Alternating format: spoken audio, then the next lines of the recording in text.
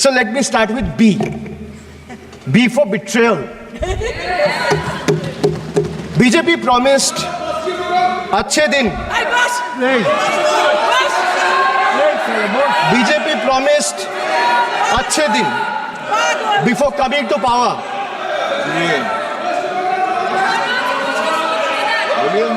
BJP promised अच्छे दिन before coming to power in 2014, sir.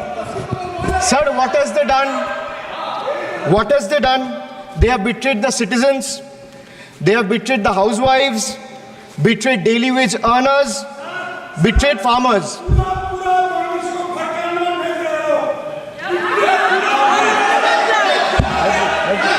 सुनने का हिम्मत रखिए. Sir, price rise. Sir, a home cooked veg thali costs 8% more year on year in April 2024. Onions are up by 43%, 41%, and potatoes 39%.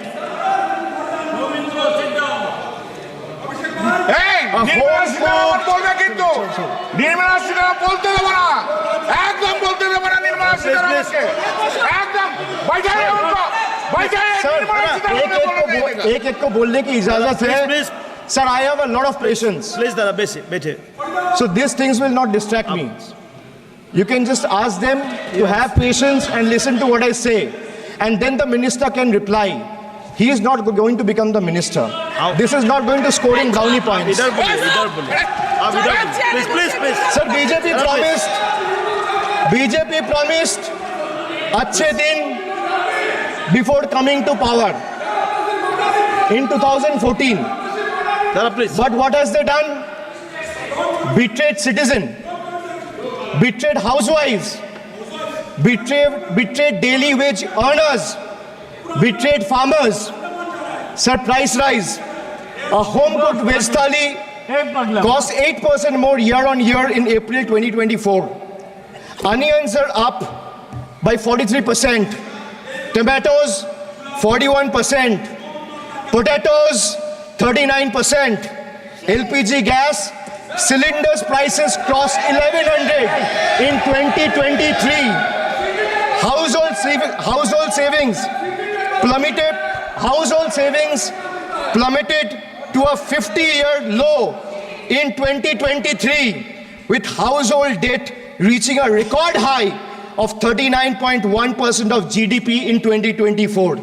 Sir, in case of earnings, 63 crore people earn less than 308 rupees a day, and 18 crore people earn less than 180 rupees a day.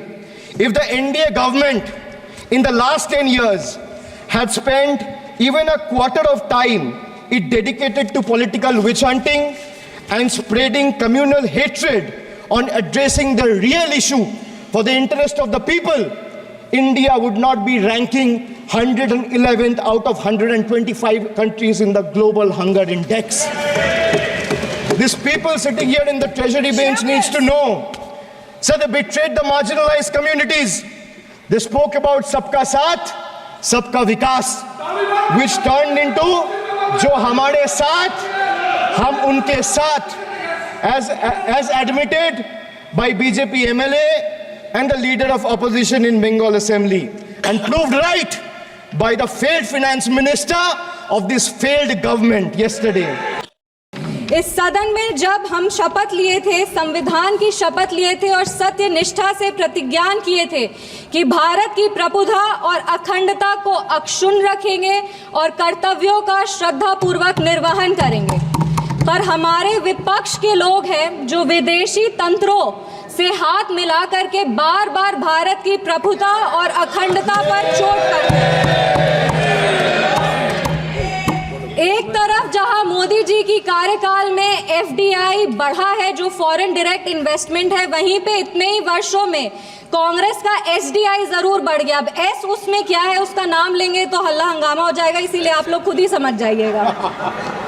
ये वही बात हो गया, हिंदी का एक मुहावरा है, मुंह में राम बगल में छुरी, पर ये भी विपक्ष पे सही नहीं बैठता है, क्योंकि विपक्ष तो प्रभु श्री राम का नाम ही नहीं ले सकते, पर छुरी लेकर के बार बार संविधान की हत्या जरूर करने का कोशिश करते हैं। इसीलिए हम लोग कहते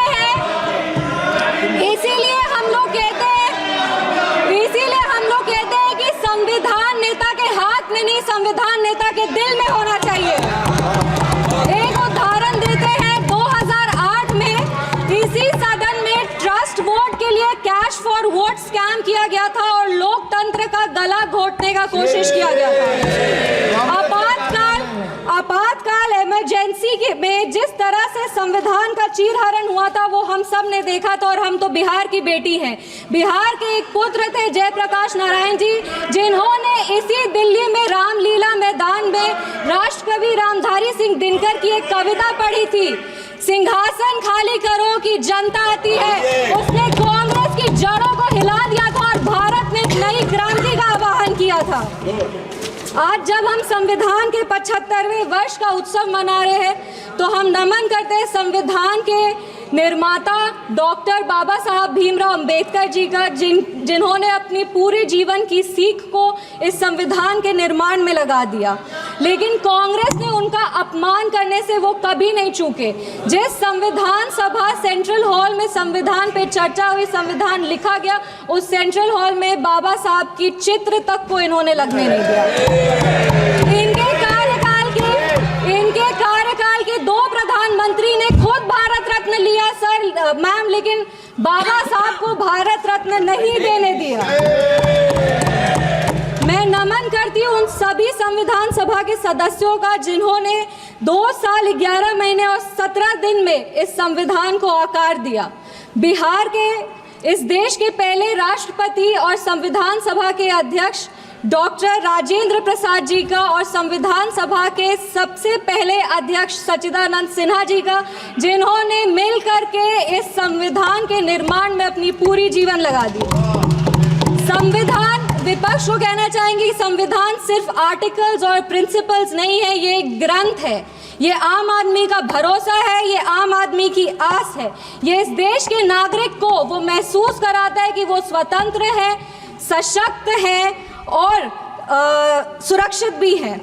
इस संविधान की ताकत ही है कि आज इस 25 साल की युवा महिला सांसद इस सदन में महिलाओं की आवाज बनी है।